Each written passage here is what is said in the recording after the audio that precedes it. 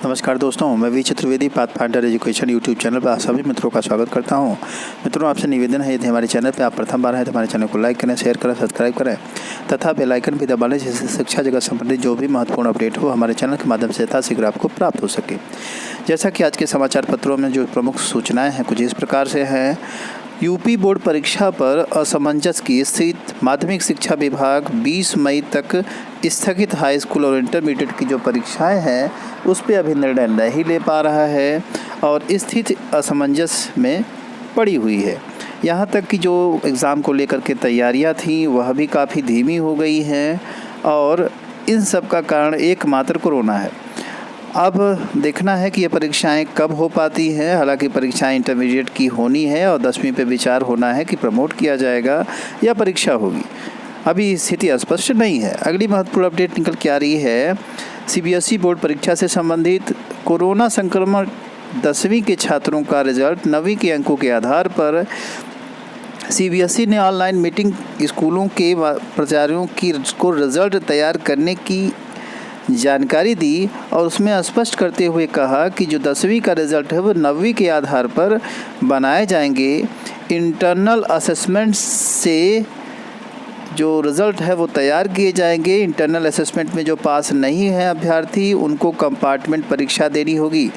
सभी स्कूलों को 80 नंबर का असेसमेंट कराना है।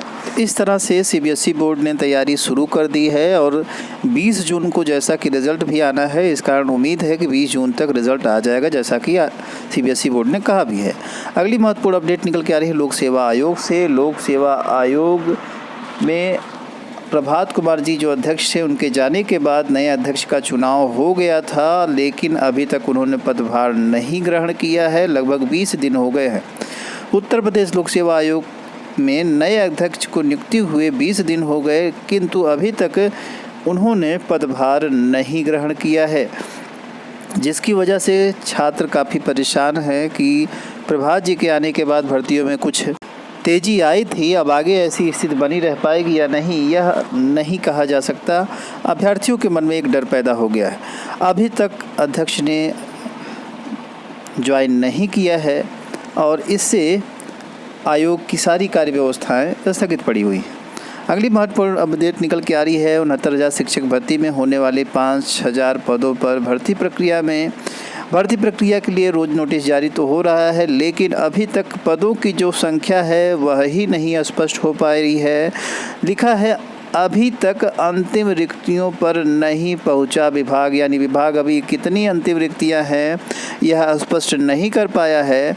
तो भर्ती कैसे होगी? लगभग 4,000 से 5,000 के बीच में पदों की संख्या बताई जा रही है, जबकि बार बार यह नोटिस जारी होती है समाचार पत्रों में कि अगले माह या इसी माह जो भर्ती प्रक्रिया है वो शुरू होगी। इसी तरह से आज भी जारी किया गया है कि इसी माह जो है भर्ती प्रक्रिया शुरू हो सकती है।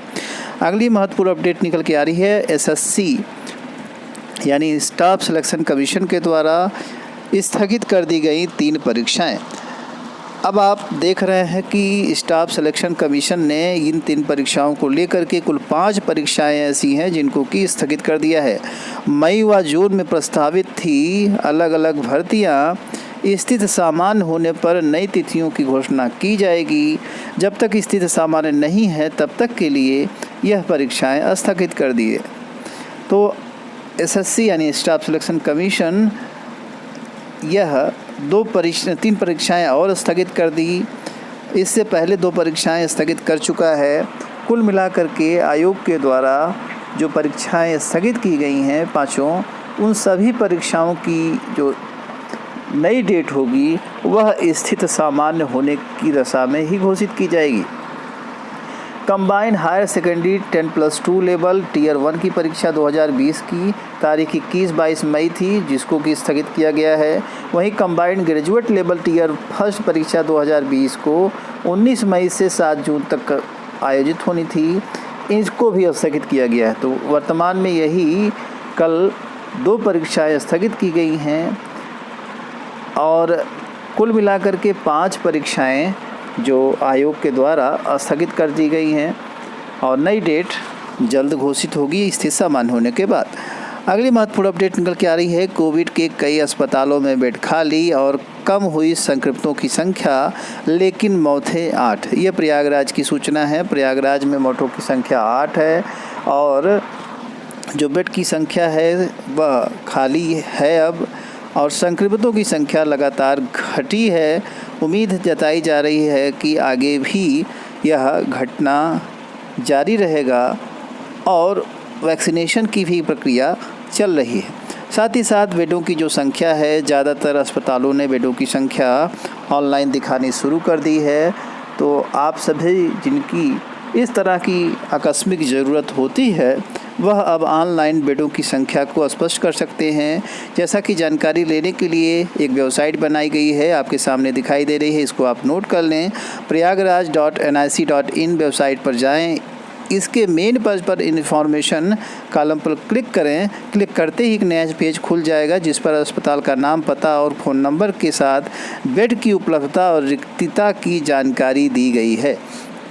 तो यह एक अच्छी खबर है इलाहाबाद के अभ्यर्थियों, इलाहाबाद के उन लोगों के लिए जो कि समस्याएं झेल रहे हैं कोरोना से संबंधित। अगली महत्वपूर्ण अपडेट निकल के आ रही है। 3 से 4 महीने में पूरे प्रदेश में लग जाए टीके, सरकार ने बताए कैसे देगी अंजाम।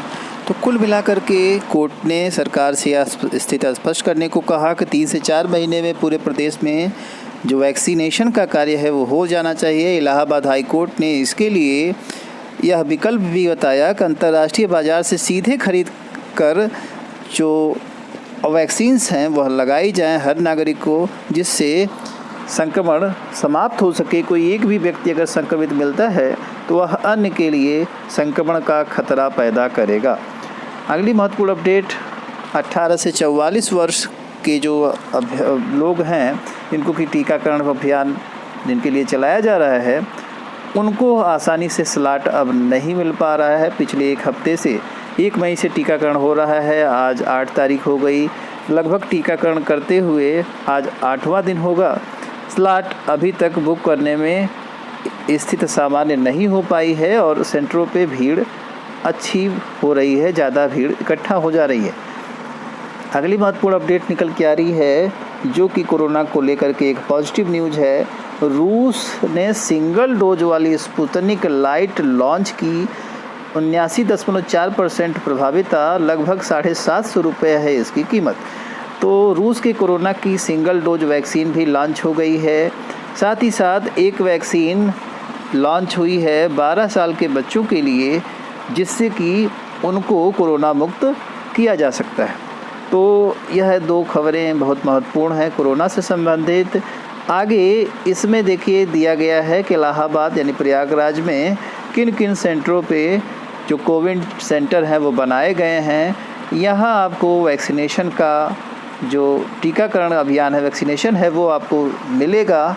तो आप अपने स्लॉट में इसको बुक कर सकते हैं। साथ ही साथ जो 44 से अधिक उम्र सीमा वाले व्यक्ति हैं वो यहाँ जा कर के सीधे वैक्सीनेशन करवा सकते हैं, यानी वैक्सीन ले सकते हैं।